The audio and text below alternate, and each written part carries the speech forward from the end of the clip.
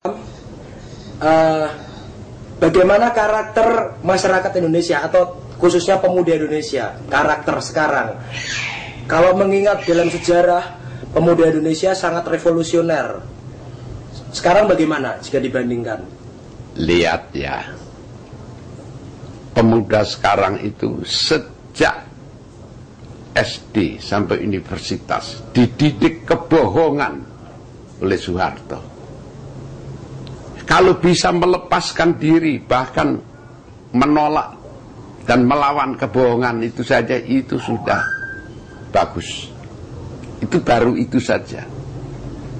Belum kalau menghadapi kekuasaan, bahkan berhasil mendepak Soeharto, itu hebat, 2 kali hebat.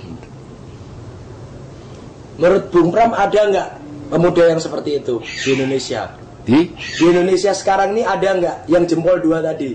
Banyak. Siapa contohnya? Saya tidak akan sebut nama, nggak perlu itu. Ini menurut saya itu adalah kelompok, bukan pribadi-pribadi. Kelompok yang seperti apa seharusnya yang begitu? Ya, ini bisa menjatuhkan Harto, yang menghendaki reformasi. Artinya dia tahu bahwa ini tidak baik keadaan, harus direform. Itu saja sudah baik. Waktu Orde Baru kan tidak ada yang menghendaki perbaikan. Semua tiarap membenarkan Soeharto, termasuk kaum intelektual dengan gelar berlapis-lapis juga membenarkan Harto. Ini mahasiswa menentang, itu kan sudah hebat itu. Itu saja sudah hebat. Ya, sebenarnya Orde Baru itu dibangun dengan apa saja sih Pak? Melihat banyak pembunuhan, pembodohan seperti tadi. Gimana Orde Baru itu? Dibangun dari apa itu?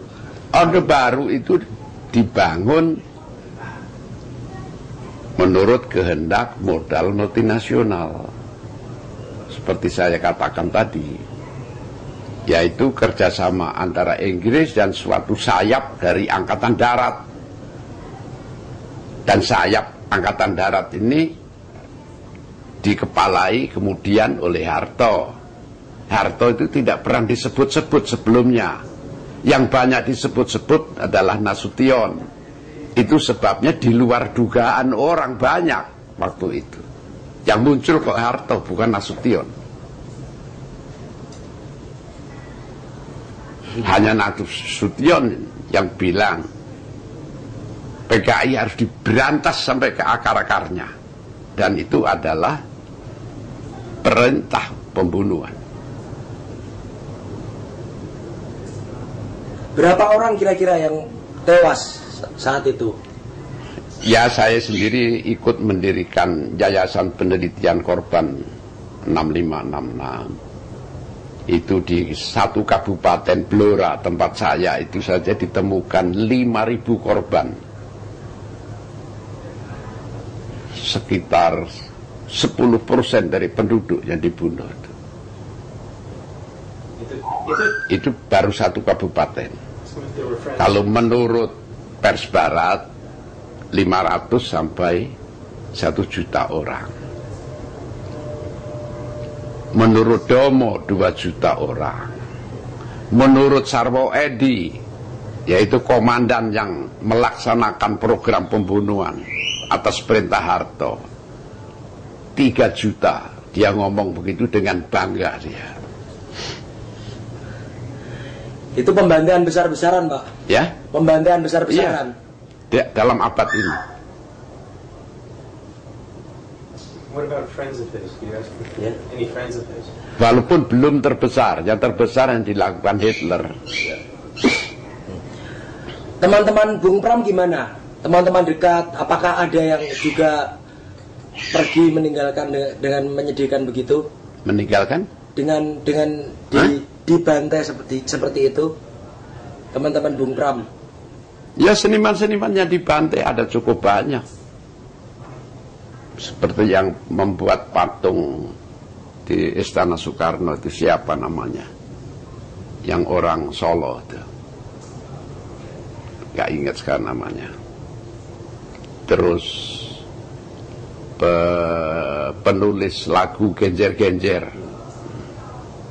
Padahal Genjer-Genjer itu ditulis zaman Jepang, dipopulerkan oleh Lekra, dia jadi korban.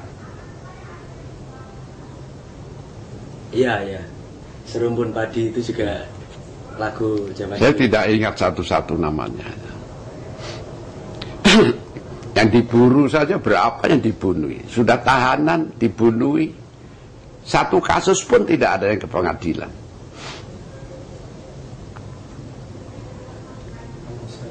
Mereka memang mau memudahkan pemerintah dengan membunuh.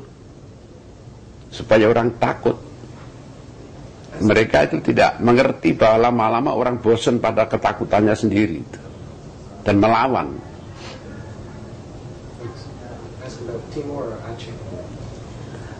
Bung Pram punya idola seniman di Indonesia nggak? Ya. Kenapa? Menurut Saya nggak memperhatikan luar apapun. kalau karya Bung Pram itu berapa buku-buku? Ya. Jumlahnya berapa? Karya-karya buku-buku puisi. Ya, bersamanya dihancurkan Angkatan Darat ya 36 kira-kira. Dihancurkan. Kemarin baru saya susun.